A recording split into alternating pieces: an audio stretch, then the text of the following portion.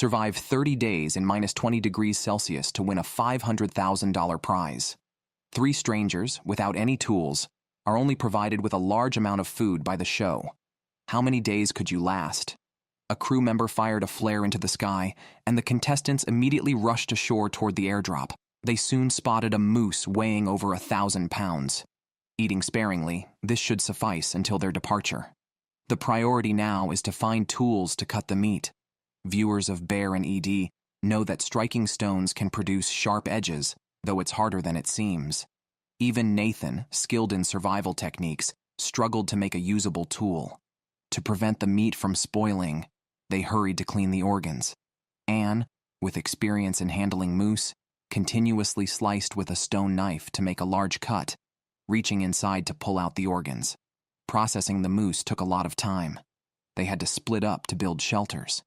Joe, who had survived alone in the wild for years, volunteered to build the shelter. It turned out he just stacked some branches, hardly windproof, and it would surely be cold tonight. Anne was still struggling to remove the heart and lungs. This was her first time dealing with such a large moose, and the organs were bigger than expected. With bears in the vicinity, there was a risk of attracting them. The shelter Joe built provided little protection from the wind, and he spent the night coughing and feeling cold. Nathan found a place nearby to store the meat, which was enough to last several days. To preserve it longer, they resorted to smoking the meat. Locals used their mouths and knees to hold a board, twisting a stick wrapped with deer hide ropes to start a fire. Nathan worked hard to successfully light the fire, and finally they could roast some meat. Joe's health deteriorated. He couldn't even eat the roasted meat.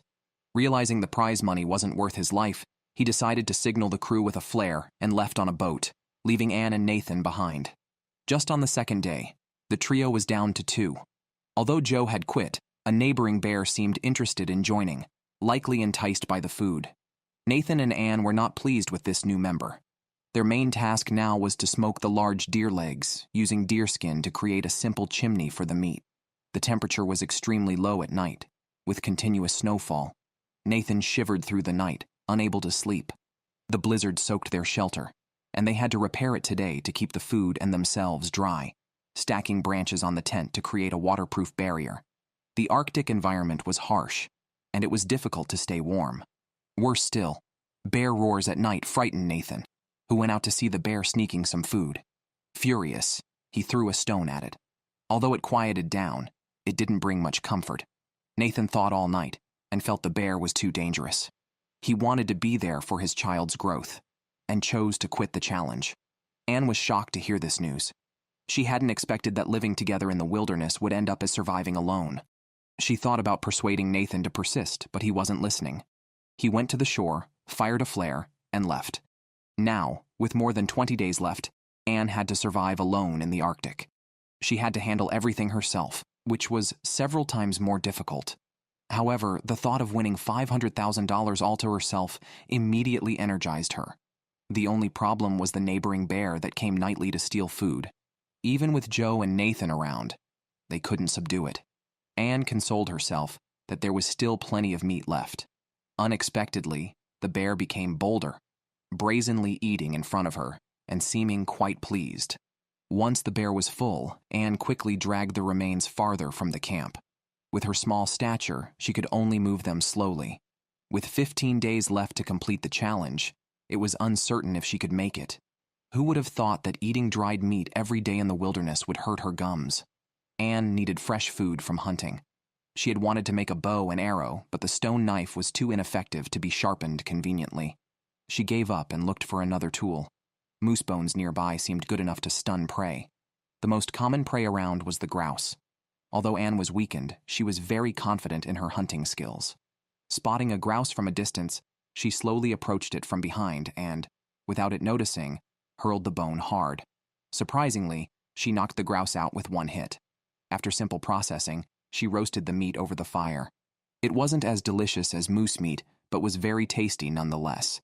The only concern was the bear, which recently lingered near the camp and sometimes dared to come close to the fire for warmth. It might eventually sleep in the camp. Anne did not want to get too close to it. At dawn, she checked how much meat was left, only enough for a few days. For safety, Anne decided to move farther away. Deerskin was perfect for packing everything. The most important thing was to carry the fire embers. Luckily, there was plenty of birch wood around. She placed the embers inside it, which theoretically could burn for several hours, enough time for her to find a new place and reignite the fire. I don't know how long I've been walking here, but I am now quite far from the camp. Along the way, I kept checking the state of the fire embers. Without fire, I would have to give up the challenge, as the embers could go out at any moment. Nathan had a hard time starting it, and now I can't survive alone. I quickly found a flat spot and reignited the fire. It's too late to build a shelter, so I just piled up some branches on the ground and added deerskin, which provided a bit of warmth. I had to make do for the night. It was colder than I expected last night, which made it unbearably cold for Anne. As soon as dawn broke, I could start gathering materials to build a shelter. I simply piled the branches together and finally placed a piece of deerskin on top, barely blocking some of the cold wind. In the following days, I tried to conserve energy by lying in the camp as much as possible. No one expected that by enduring hunger, Anne would successfully last until the final day. Now, all I need to do is pick up the souvenir and I can leave. I can't wait to go back and empty my shopping cart. This is the most conscientious wilderness survival challenge, starting off by giving each contestant a large muskox for free, staying outdoors for a month, and a chance to win a $500,000 prize. The only requirement is not to bring any tools. How many days could you last? As the production team fired the starting signal, the challenge officially began. 3 strong men rushed to the airdrop point looking for supplies. What caught their eye was a muskox weighing over 1,000 pounds. The production team was indeed generous, starting with a tough challenge. They had to process this cow before it rotted. Robert volunteered to find stones to make into a knife, the easiest way to obtain a cutting tool. It took him a lot of effort to find some sharp enough. Ben's brother had once survived alone in the wilderness until the end, and he also wanted to try his luck and return home. But cutting through the cowhide was really difficult. The stone knife was like scraping, and it took a great effort to cut through a little. As the temperature rose, the meat would spoil quickly. It was important to preserve as much usable meat as possible. Shane was a retired veteran, very confident in his abilities.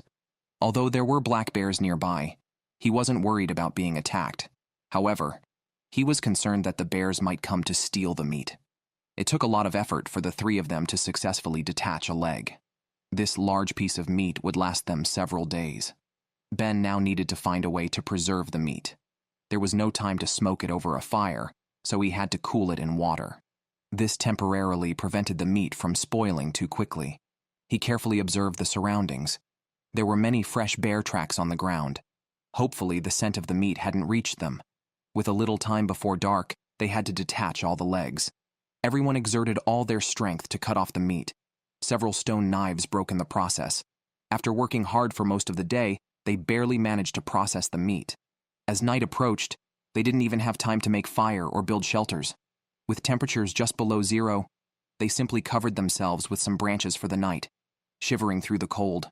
At dawn, the 3 men went to check if the meat had spoiled. Unexpectedly, one of the ox legs they had placed in the river was missing, which infuriated them. There were many bear tracks nearby. Following the tracks, they indeed found the stolen ox leg, which bore bite marks. It was fortunate they recovered it at all. Returning to the shore, they encountered a black bear nearby. Shane immediately threw rocks at it, startling the bear, which they didn't expect to be so brazen. Ben even thought about charging at it to give it a lesson. However, the bear quickly ran away. Surprised by its boldness, they weren't sure when it might return. If they didn't have so much to do that day, they might have chased after it to teach it a lesson. They quickly moved the meat to another location and then prioritized starting a fire to prevent the meat from spoiling. Though they had no fire-starting tools, this wasn't a significant challenge for them. The 3 split up to gather dry materials and even wove fibers from the tree roots into a rope. They soon created a fire-starting tool and tried to generate sparks by pulling the rope back and forth.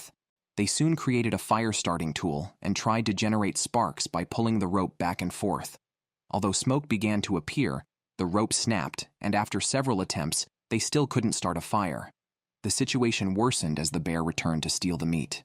Shane, unable to contain his anger, loudly scared off the bear. They had to get a fire going, otherwise they wouldn't notice the bear at night. They continuously adjusted their approach until Ben remembered the abundant hair on the muskox. They collected it, hoping the woven rope would hold. This time the rope didn't break, and they quickly produced some sparks, which they placed into tinder. Robert blew gently, and the smoke thickened until the fire started. Starting the fire was exhausting, but it wasn't time to rest yet.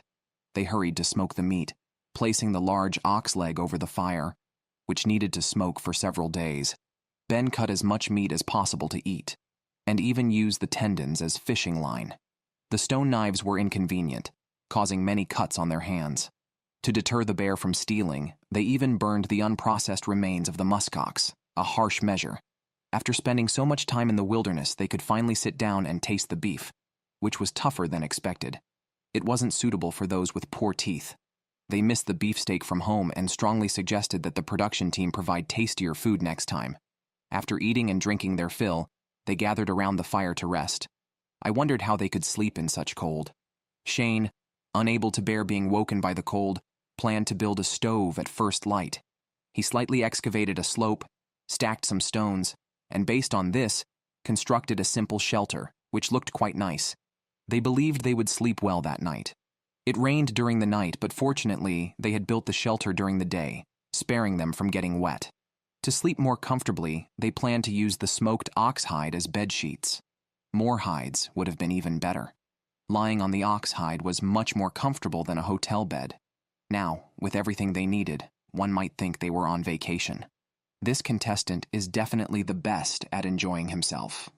While others are still worrying about food, they not only smoked the meat, but also made their shelter very comfortable.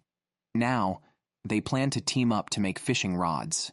Bones polished into fish hooks and continuously woven ox tendons form durable fishing lines. They use dried meat as bait, which is quite luxurious. Each of them chose a fishing spot to see who could catch the biggest fish.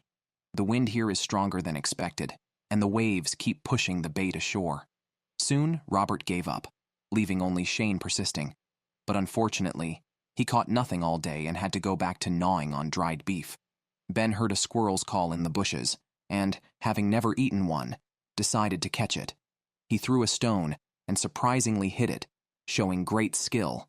Robert skillfully separated the skin from the meat, simply processed it, and roasted it over the fire. This was much tastier than dried beef. Biting into it was crunchy.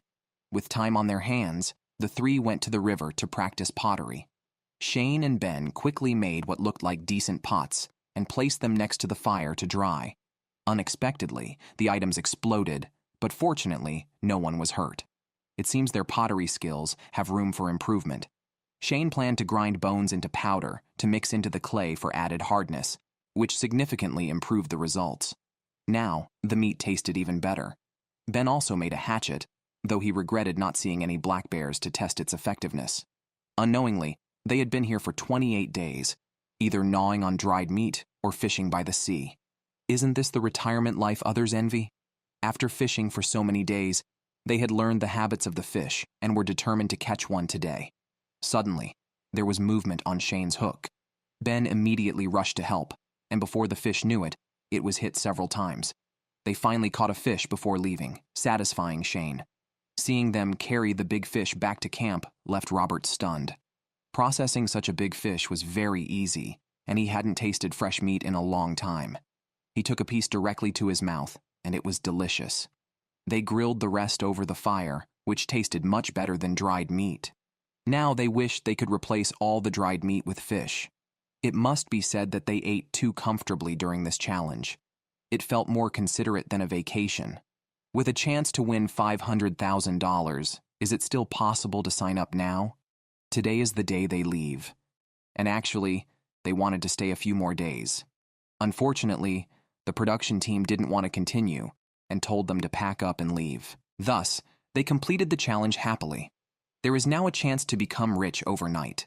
Just surviving in the wilderness for 30 days can earn you $500,000, and the production team even provides a muskox weighing over 1,000 pounds to eat, provided no tools are brought along.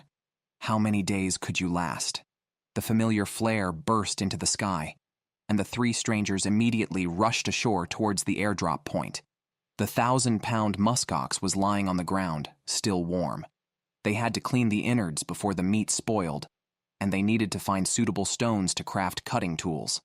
Fortunately, there were plenty of rocks on the shore, ideally looking for ones with more layers for easier separation.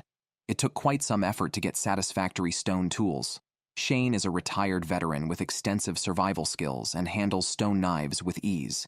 Anne, a biologist experienced in animal dissection, finds cutting with stone for the first time quite exhausting. Nathan, a survival instructor skilled in tool making, ventures nearby as dusk approaches, hoping to find suitable materials for fire-starting tools. Typically, fire is made using a hand drill, which is fortunate here due to the dry materials, though they still require much time. Previously, Nathan could start a fire in minutes, but now he sees no smoke. He looks for better materials nearby and finds spruce roots, which can be used as cordage to apply steady pressure. Meanwhile, the dissection group is still cleaning the organs. It's their first time handling such a large animal, and the stone knives are not very sharp, making the task more tiring than expected. They take turns pulling, and it takes considerable effort to remove the heart. With only an hour until dark, they have extracted the organs, and the meat should last until tomorrow without spoiling. The main concern is other animals stealing the meat, dependent on Nathan's success in starting a fire. The spruce roots are too short, and Nathan struggles to create a spark, becoming quite disheartened. Shane sees this and helps, but they remain busy until dark without fire. The first night they must huddle together to keep warm. Anne finds the lack of fire terrible as the ground is wet, and they shiver all night. Although the sunlight warms them, it also speeds up the meat's decay. They cover the meat with moss to cool it before they can light a fire. Nathan doesn't know how long he's been drilling until his hands are nearly blistered, but he finally gets a spark. He quickly places it into tinder and blows, successfully lighting the fire. They are overjoyed and quickly roast the beef heart, which tastes better than anything. They have many tasks ahead and wonder if they can complete the challenge.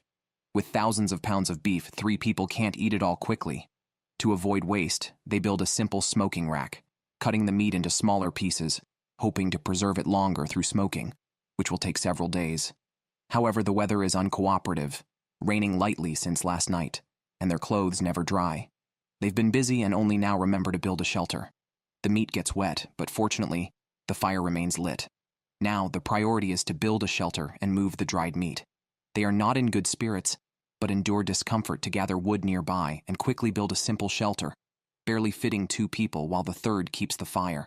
Nathan moves the dried meat into the shelter, hoping it keeps them drier. They've been here 7 days, and their stomachs remain empty. They plan to use the stomach as a water container.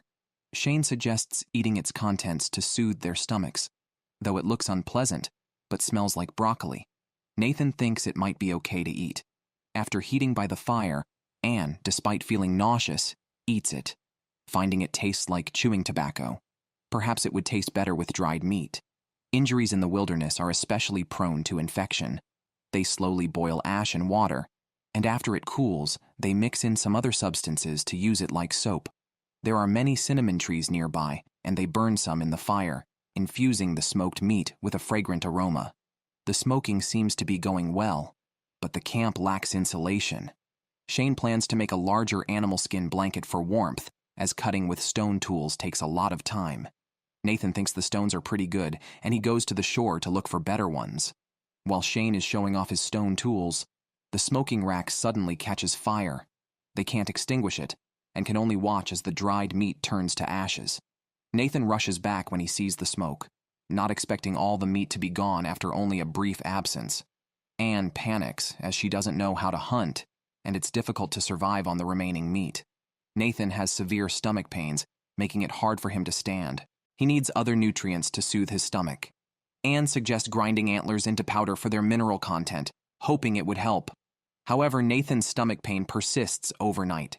Nathan, considering his deteriorating health, decides to forego the $500,000 prize with 15 days left in the challenge. It's uncertain if they can complete the challenge without Nathan. To make the remaining dried meat more palatable, they collect berries. They grind the dried meat into smaller pieces, but the stones at hand aren't effective. Shane uses cattle bones to crush the dried meat, which also lets them roast the bone marrow for eating. Anne heats the fat and marrow to extract some oil, which adds a delicious flavor when fried with the berries. They mix everything together, creating a beef ball that tastes sweet and sour, much tastier than the dried meat. Although Nathan has left the challenge, They are managing reasonably well. While gathering firewood nearby, Shane finds a lot of moose dung, which isn't good news. With their limited weapons and strength, they are not capable of hunting. Encountering moose means they could only be pushed around. It's also mating season, and disturbing them could lead to an attack. They have no better way to prepare and hope the fire in the camp will be useful. Indeed, in the middle of the night, Anne hears something nearby and wakes Shane to check. They see a moose wandering not far away, which frightens them. They don't know if it will charge. After waiting a while, fortunately, the moose doesn't approach the camp, but it keeps them awake all night. Anne realizes for the first time how dangerous the wilderness can be. She thought enduring hunger would be enough until they feel slightly safer at dawn. Day 22 has arrived, and there's not much dried meat left. They need to find more food. Squirrels are commonly seen on the trees. After a long search, they finally spot one. The two position themselves on opposite sides and slowly circle behind it. The squirrel sits in the tree, watching. Shane sees his chance, quickly signals Anne to bring the spear, and strikes. Unfortunately, he misses, and the effort is too exhausting. It seems easier to catch fish in the water. Shane plans to trap fish by making a circle of branches and placing rotten meat inside as bait, though he's unsure if the fish will like it. The water is colder than expected, and working in it feels freezing. Over the next few days, Shane checks the trap, but it's always empty. Not wanting to soak in the water anymore, they decide to just lie in camp and starve. Unknowingly, the last day arrives. They plan to dismantle the camp. If successful, each person will win $250,000. They take souvenirs, eager to squander their earnings. This is the most thrilling challenge I've seen. The show randomly selects 3 strangers to team up and provides them with a massive amount of food, just needing to survive 30 days in the Arctic at -20 degrees Celsius to win $500,000 with no tools allowed. From afar, they see a flare and immediately rush to the airdrop site, confident about the challenge.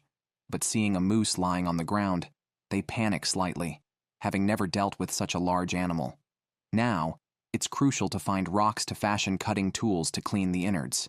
Jason, a retired veteran with survival experience, finds suitable rocks, although they aren't very sharp.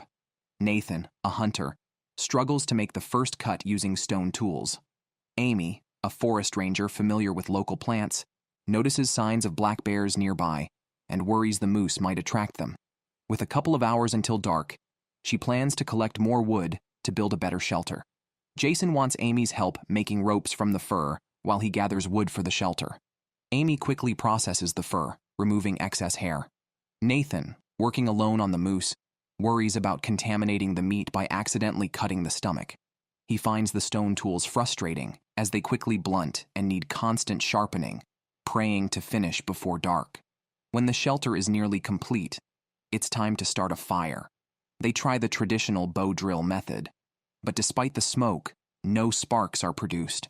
It's harder than expected, and they repeatedly attempt to start the fire. Nathan, just finished with his tasks, sees the fire still not lit and feels panicked. They continue working into the dark without fire. Animal noises fill the night, and they can only hold each other, barely making it to dawn. It's extremely cold, and besides reinforcing the shelter, their top priority is to get a fire going.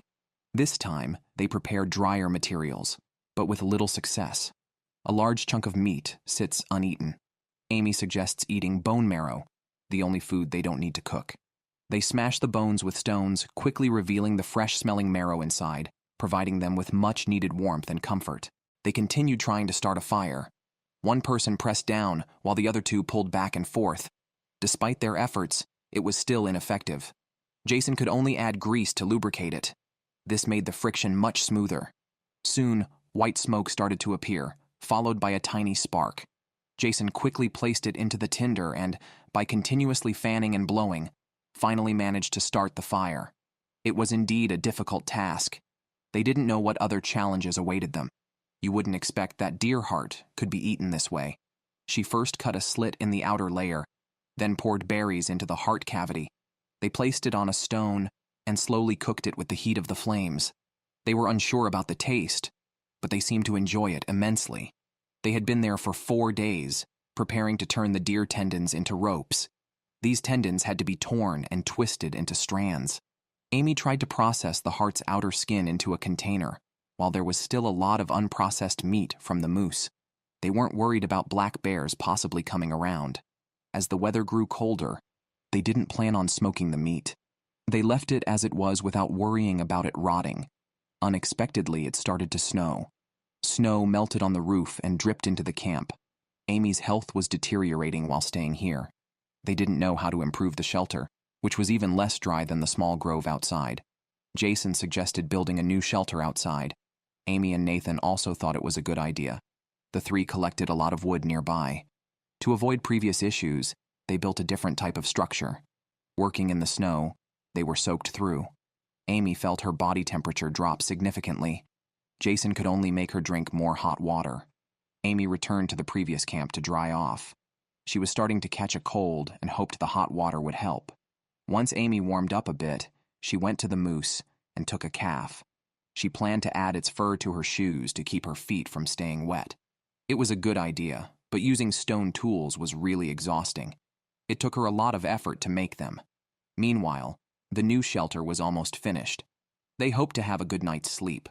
Although the new shelter was decent, the continuous snow and low temperatures made it uncomfortable.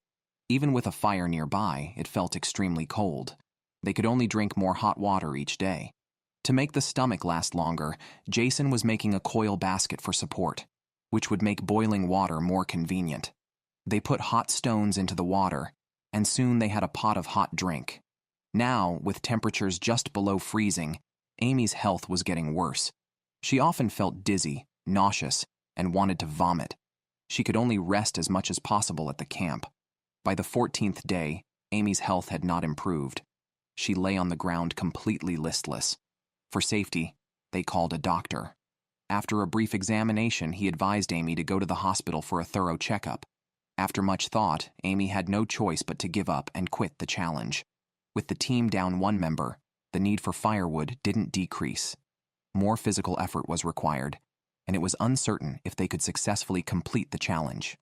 Staying in a place frequented by black bears for 30 days earns you $500,000. Would you dare? Jason usually collects firewood nearby. Unexpectedly, he found fresh blood traces. He wasn't sure which animal was hunting. The location wasn't too far or too close to their camp, and they worried whether the deer meat would attract predators. For safety, they decided to centralize the meat and build a rack next to the camp. This way, even if predators did come, they would have enough time to react. The meat was so appealing, it's no wonder predators were interested. At night, they often heard animal sounds, indicating predators were nearing their camp. After Amy left, they had to take turns keeping watch and collecting firewood outside, which was truly exhausting. Nathan saw clear animal tracks a bit farther away. With his years of wilderness experience, he identified them as wolverine tracks. Unfortunately, the tracks headed towards the moose and their camp. Wolverines are bold enough to challenge black bears, and Nathan knew better than to provoke them. He followed the tracks and indeed found the moose had been gnawed on. Fortunately, they had already moved the meat, which wouldn't be enough for a wolverine, meaning it would likely come to their camp looking for more. The wolverine team came to feed at night and would probably reach their camp in a few days. Jason and Nathan wanted to stay until the end and had to prepare some means of defense. While collecting materials, Jason saw many tracks near the camp. To protect their food and safety, Nathan prepared to make a torch by scraping off resin and melting it to cover the torch head. Once lit, it would be bright and burn for a long time. The torch was simply moss tied with some grass, long enough to keep wolverines at bay and even retaliate. They dared not sleep all night, as the sound of wolverines approaching the camp was too close, and it was too dark to see them clearly. The two tried to make noise to drive them away. They could only take turns keeping watch that night. Already miserable, they endured the wind and snow, wishing they could warm their feet by the fire. They had been there for 28 days. Just 2 more days for a chance to win $500,000. Besides eating meat, most of their time was spent repairing the shelter. If nothing unexpected happened, they could make it through the remaining days. Indeed, they spent the rest of the days at the camp. Using the meat provided by the show was sufficient, though avoiding the cold required more effort.